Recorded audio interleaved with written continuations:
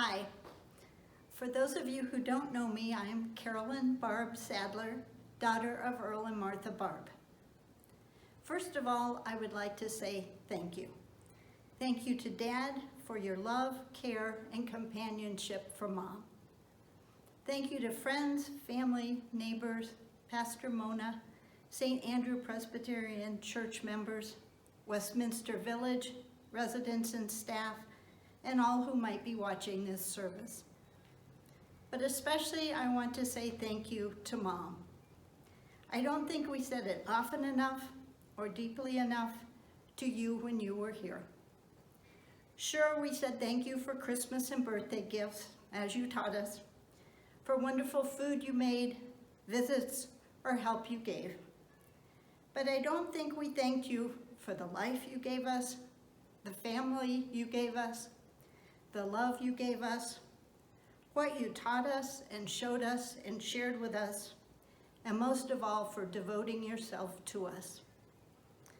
From you, we learned if you can't say something nice, don't say anything at all. We were taught, don't stare, speak when spoken to, say hello, and many times we were admonished to be friendly. But we weren't always the nicest of kids. As a baby, I frequently spit up, cried, and had eczema. Then I grew into a high-strung, bossy chatterbox prone to tantrums. I think I was the worst little one of the four, but I doubt my siblings were easy either. Dad traveled frequently with his job, and Mom must have had many exhausting, lonely, and thankless days and nights. My brother Steve once made a sign for our future sister-in-law Paula that said, "You are mean T rotten." The T was because his stencil didn't have an ampersand. Well, sometimes we were mean T rotten kids to each other and disrespectful to Mom. But Mom took the high road. I can't remember her showing resentment or holding a grudge. I remember her as an unshakable role model who kept her faith that her kids would grow up and get over their pettiness and be okay, and even more than okay. She let us know, often without actually saying it, that she thought we were smart, even the smartest, and were capable of doing anything we wanted to. I think her pride and confidence helped us strive to live up to these expectations, despite a stumble or two along the way. She grew up on a farm in the Depression and lived through World War II. These experiences must have helped instill her hard work ethic, her solid faith in God, her charitable attitude toward others, and her optimistic outlook that life could get better. Somewhere along the line, she developed a good sense of humor too, and boy did that help. Her signature move was to raise her leg to an outstretched arm and exclaim, "Whoop-de-doo," and give a little giggle. After the war, Mom and Dad built their life and their family.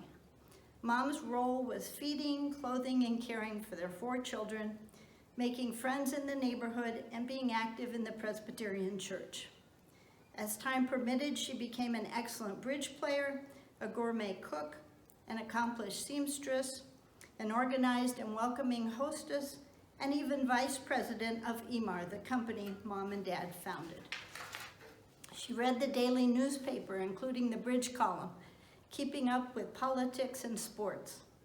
She was a Kansas State football and basketball fan, cheered Ball State and the Colts, and followed baseball, rooting for whichever team her nephew Bill Beck was working for.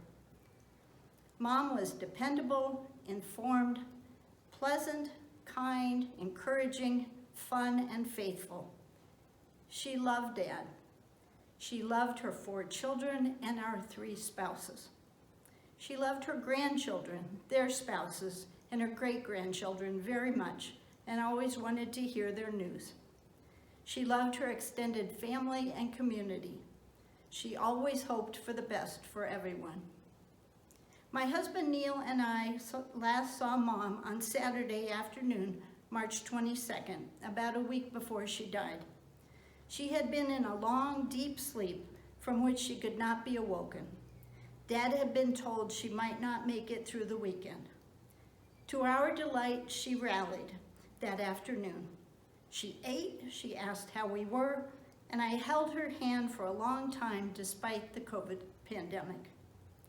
Neil was talking to Dad about Rachel Barton, a famous violinist Neil once met at a funeral during his ministry. He pulled up a video on his phone of Rachel playing a violin duet with her 7-year-old daughter. It caught Mom's attention, so we showed her the phone and she watched and listened to the music. She said it was lovely. We also took a picture of Mom, telling her we would send it around to the family, so she smiled and gave a little wave. I like to think of her that last time I was with my 98-year-old mother, holding her hand, listening to beautiful violin music played by another mother and daughter, and Mom sending a heartfelt smile and a little wave. Thank you.